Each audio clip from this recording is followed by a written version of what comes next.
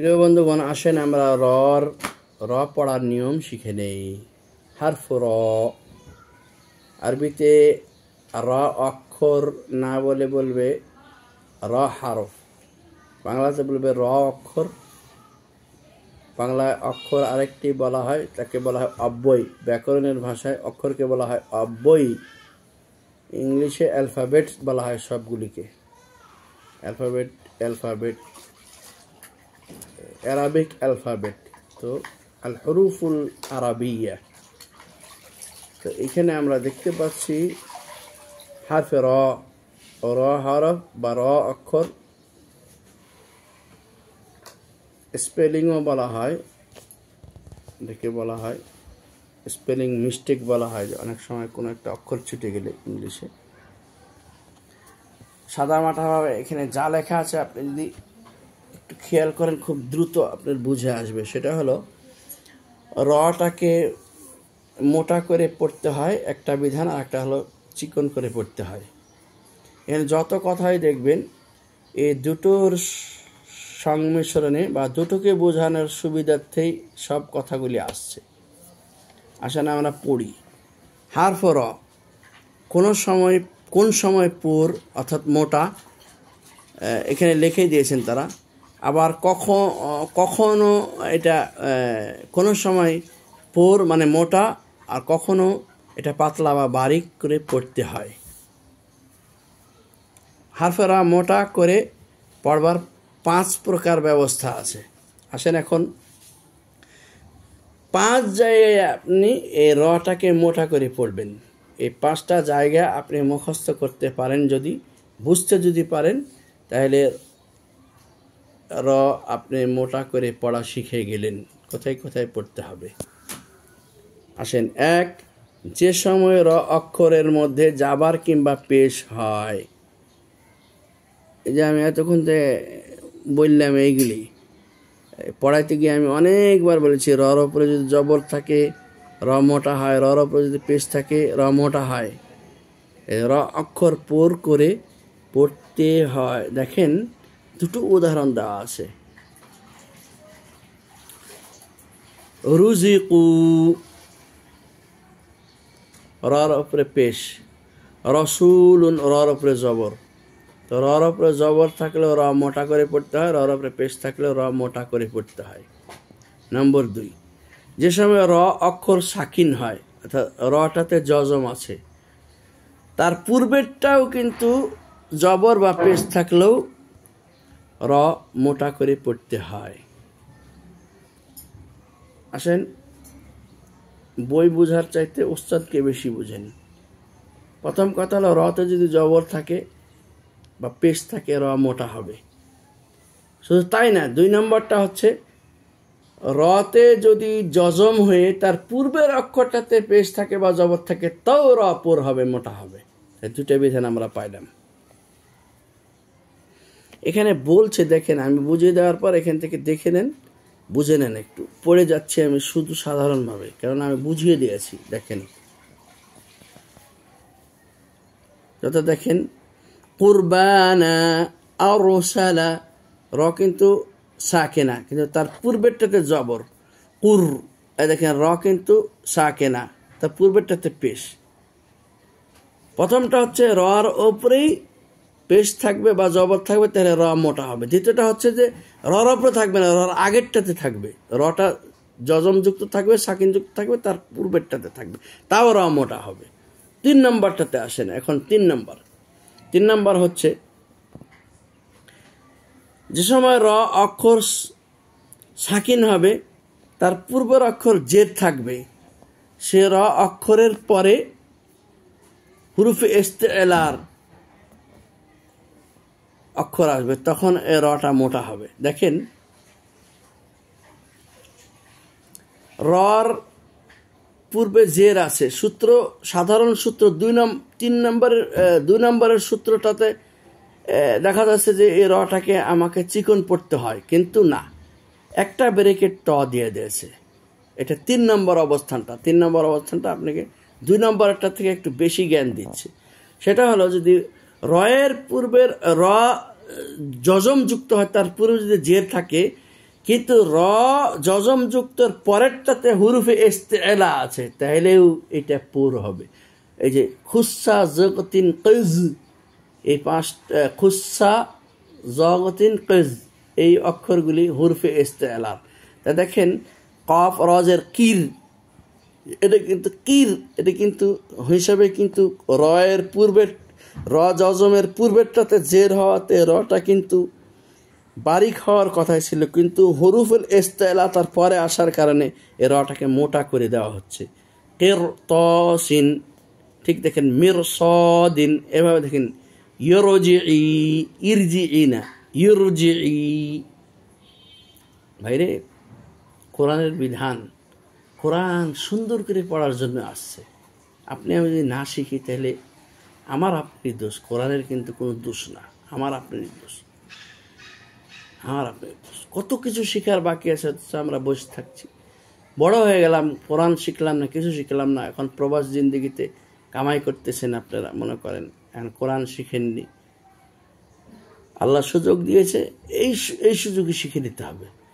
দেখেন এখানে 2 নম্বর সূত্র আপনাকে যেটা বলছে, 3 নম্বর সূত্র তার চাইতে আপনাকে বেশি শিখাচ্ছে। সেটা হলো যে ঠিক আছে, আপনার একটু ভিন্নতর আসেন, আরেকটা জিনিস শিখেন। সেটা হলো যে র অক্ষরটি জজম যুক্ত, কিন্তু তার পূর্বেরটি জের, এই হিসেবে সে দ্বিতীয় সূত্র অনুসারে চিকন হবে, বারিক হবে, কিন্তু হতে পারছে না, কেননা তার সামনে হুরুফুল ইস্তিলার অক্ষর আছে। তো এই সূত্রটা মুখস্থ রাখবেন। জজম, তার পূর্বে জের, কিন্তু তার পরের অক্ষরটি হুরুফুল ইস্তিলা হলে পুর মোটা হবে। তাই দেখেন কিরতাস না হয়ে হলো কিরতাসিন, মির সদ না হলো মির সদিন, ফিরকাতিন না হলো ফিরকাতিন, খুসা জগতিন কিজ। এই 7টি অক্ষর হুরুফুল ইস্তিলার মুখস্থ রাখবেন, তাহলে আপনি পুর কোথায় পড়তে হবে সহজে ধরতে পারবেন। অন্যথায় আপনি পুর কে বারিক পড়বেন, তো আপনার ভিতরে একটা কমতি থেকে যায়। এই কমতিটা পূর্ণ করার জন্য এই অক্ষরগুলিকে মুখস্থ রাখেন, সূত্রটাকে মুখস্থ রাখেন। সূত্রটা খুব সহজ, অক্ষরগুলি মুখস্থ করে নেন। সূত্রটা খুব সহজ, সূত্রটা যেমন ছিল তেমনই আছে, বারিক রয়ের সূত্র ধরেই আছে, কিন্তু তার আগেরটার খেল নিয়ে ওটা বারিক হয়ে রয়েছে, কিন্তু পরেরটার সাথে খেলাইতে গেলে যে অন্য খেলা চলে আসছে। এই জন্য এই অক্ষরগুলিকে মুখস্থ রাখেন। খুসা জগতিন কিজ একত্রে বলা হয়েছে, খ সদ দদ গইন ত কফ জ, এই 7টি হুরুফুল ইস্তিলা। আসেন 4 নাম্বার, এগুলি সব মোটা পড়ার বিধান। যদি অক্ষর জজম যুক্ত হয়, তার ডানের অর্থাৎ পূর্বের অক্ষর যদি, এই দেখেন লেখা আছে কাসরায় আরজি থাকে,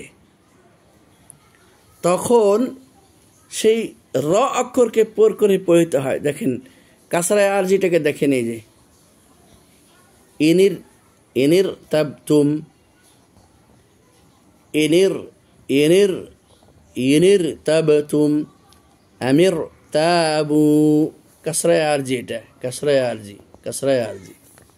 5 নম্বর, যে অক্ষরের মধ্যে ওয়াকফ করা হয়, সে অক্ষরের ডানে যদি ইয়া থাকে,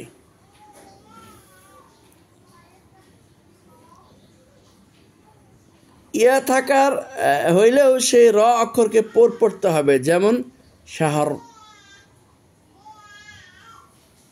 তুরজাউল উমুর,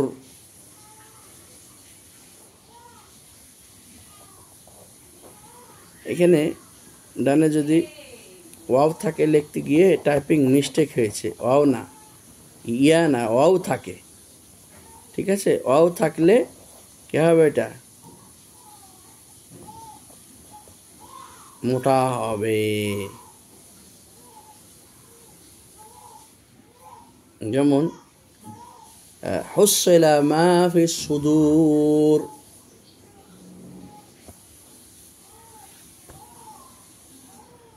শুধু রি ছিল, কিন্তু বারিক রর পূর্বে ওয়াও চলে আসছে, ইয়া নয়। ইয়া এটা বারিকের বিধানে চলে যাবে। পোর র থাকলেও তার পূর্বে ইয়া থাকলে সেটাকে বারিক পড়া লাগে, ওটা বারিকের বিধানে চলে যাবে। পোরের বিধানে টাইপিং মিস্টেক হয়ে গেছে, ওয়াওয়ের জায়গায় ইয়া লিখেছে। আর যা হোক, আমরা তাড়াতাড়ি এটুকু আমাদের পড়তে হবে, কেননা আমাদেরকে আরেকটি ক্লাসে লাম পড়ার দরকার ছিল, কিন্তু আমাদের এটাকে কিছুটা বাদ দিয়ে আসতে হবে। মূলত এটাই ছিল। এখানে আপনারা শুধু পড়ে যান, পরে বুঝেন।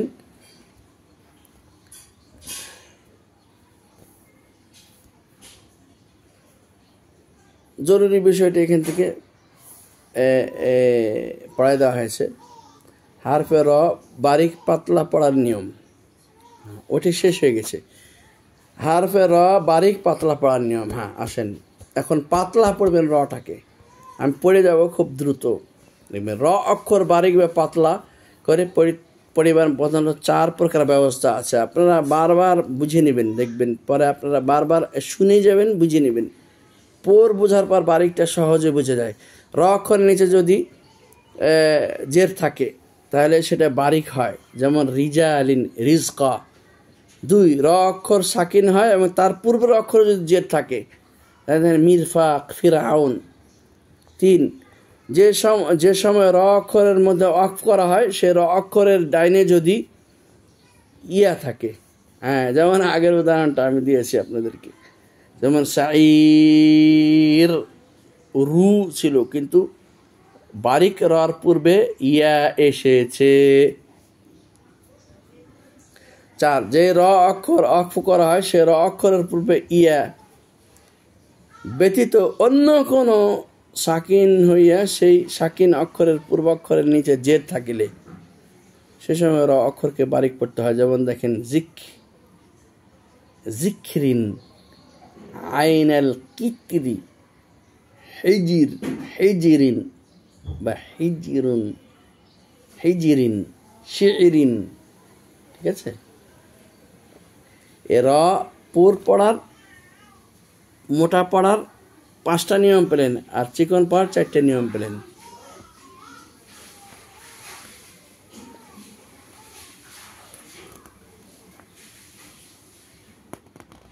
একই পৃষ্ঠা 2বার এসে গেছে, সব নিয়ে চিন্তা নেওয়ার কিছু নাই।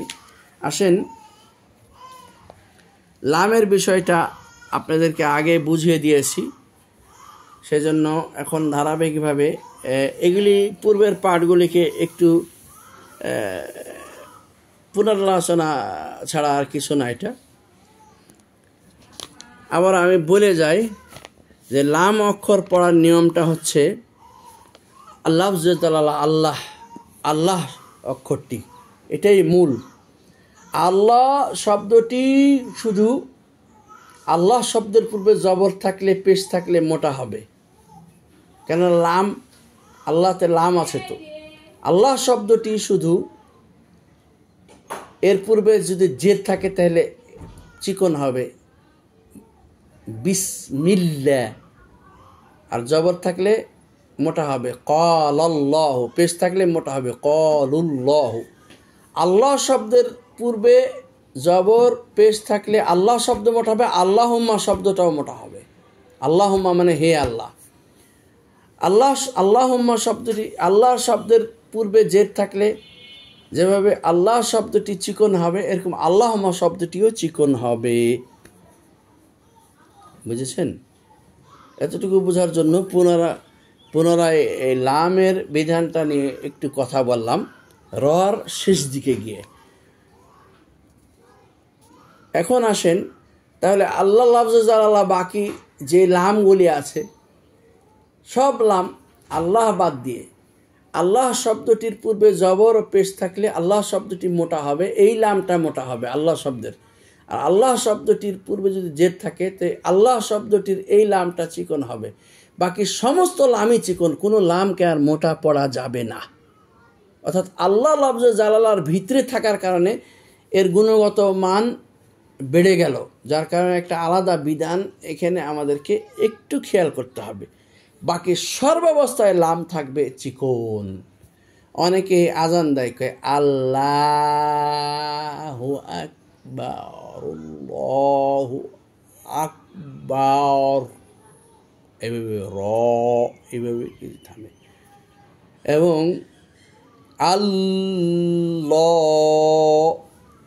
আল্লাহটাকে কলেমা পড়ার সময় আশহাদু আল্লাহটাকে পড়ে আল্লাহ। আজানেও আছে দেখেন আশহাদু আল্লাহ, আল্লাহ, এগুলো চলবে না। শুধু আল্লাহ শব্দটির ক্ষেত্রে মোটা এবং চিকনের বিধান আছে, বাকি সব লাম চিকন। ফাওয়াইলুল লিল মুসাল্লিন আল্লাযীনা হুম আন সালাতিহিম, সালা বলা যাবে না, আন সালাতিহিম,